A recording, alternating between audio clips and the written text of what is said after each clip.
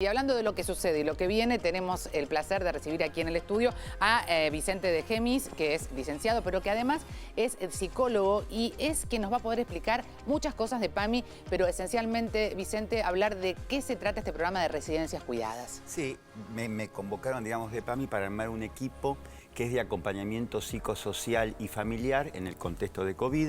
Esto dentro de lo que es el programa Residencias Cuidadas. A partir de la pandemia del COVID, digamos, se convocó un comité de expertos que empezaban a estructurar protocolos de cuidados en las residencias, que limitan la circulación, digamos, tienen que ver con poder cuidar las residencias. En este contexto, nuestro equipo, digamos, trabaja en dos formas. Por un lado, en las situaciones de angustia que genera todo este contexto, digamos. De angustia de los familiares. De angustia de los familiares. Y también de los que están en las residencias, claro, me imagino. De las que están en las residencias. Digamos, todo lo que alrededor del COVID se genera, digamos, que tiene que ver... la situación de aislamiento que se produce, totalmente. Digamos. Entonces, por un lado, esta intervención directa y por otro lado, apoyar a los equipos territoriales. Vamos a contar a la gente qué es un equipo territorial. Claro, el PAMI armó equipos territoriales de intervención que tiene que ver con sostener las actividades que se hacían. Vieron que hay un equipo psicosocial que interviene en el PAMI y que a partir de la pandemia, digamos, no se hacen más actividades presenciales, entonces poder sostener las actividades virtuales, que se sigan dando las actividades recreativas. Por ejemplo, Comunidad PAMI, que es un servicio que está a disposición de la gente para, por ejemplo, hacer gimnasia. Nosotros tenemos los viernes acá a Vicky, que es la profe de gimnasia, y que son en la plataforma de PAMI, por supuesto, recursos que se puede acceder. Ahora, cuando hablamos de la contención psicológica, vos hablabas recién muy claramente de lo que sucede al familiar que está externado y que no ve a su padre, madre, abuelo, por una cuestión de prevención también, ¿no? Exactamente. ¿Cómo se trabaja con el que está en casa y tiene un ser querido dentro de la residencia? Bueno, es un trabajo bastante artesanal, digamos, porque hay múltiples historias dentro de eso. Por supuesto, me imagino. De golpe está que vos hablás con un familiar y lo que te pide es que por favor que me manden un video del familiar, que quiero tener contacto aunque sea visual,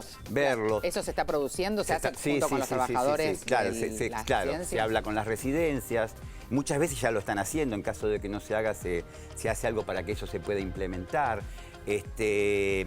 También hay situaciones de temor, por ejemplo. A veces los familiares lo que quieren es que se hisopee a todo el mundo. Y eso entonces, no es posible. No es posible. No es recomendable. No es recomendable, eso exactamente. Nosotros trabajamos en conjunto con la epidemióloga, hay una epidemióloga en PAMI, digamos, y en general lo que se convoca a la epidemióloga para poder explicar esto.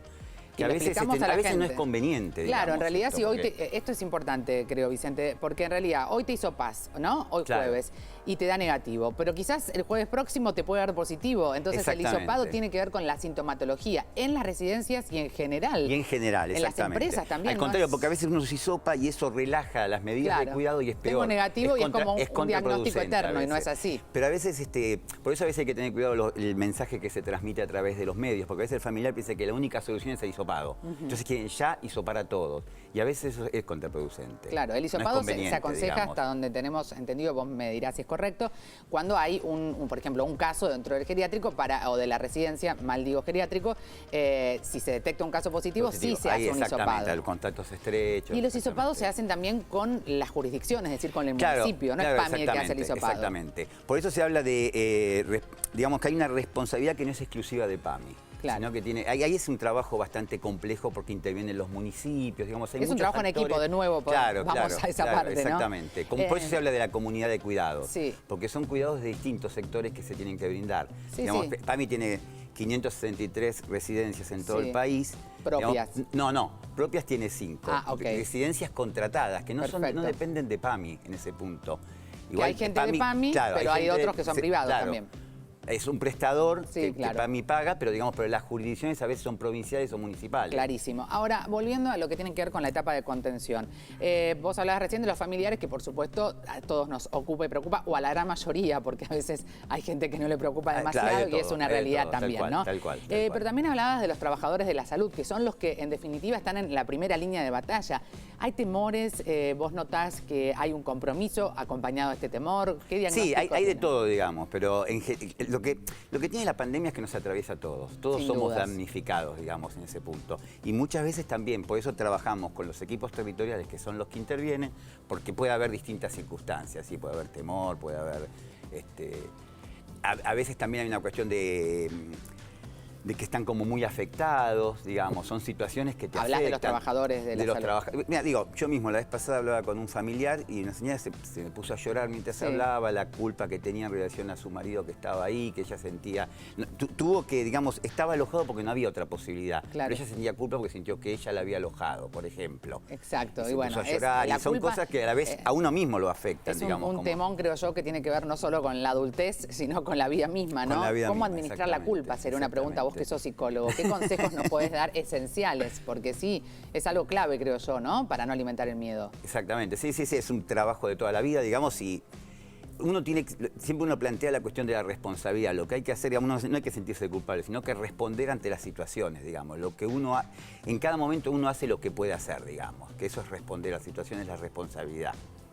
Absolutamente. Bueno, y finalmente hay algo que creo que también es clave, que por ahí no lo pensamos en general, y tiene que ver con que esas residencias son los hogares de los adultos mayores.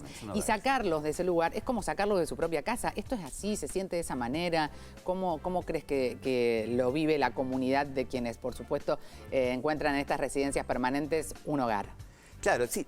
Bueno, es una dificultad. Aparte no hay lugares tampoco, digamos. A veces hay cuestiones ahí de que, porque a veces hay intervenciones que quieren como cerrar la residencia, digamos, es una intervención como muy fuerte en relación a algo, y lo que a veces no hay lugar donde tampoco ubicar, digamos. Trasladarlos en el caso de Trasladarlos, claro, a veces es un trabajo bastante, por eso digo, artesanal y específico para evitar eso, evitar el cierre de una residencia. Porque en ese caso, desde la cuestión de la salud mental, se expone a un cambio drástico, a lo mejor. Drástico, ¿Y eso qué consecuencias tiene en el ánimo del adulto mayor?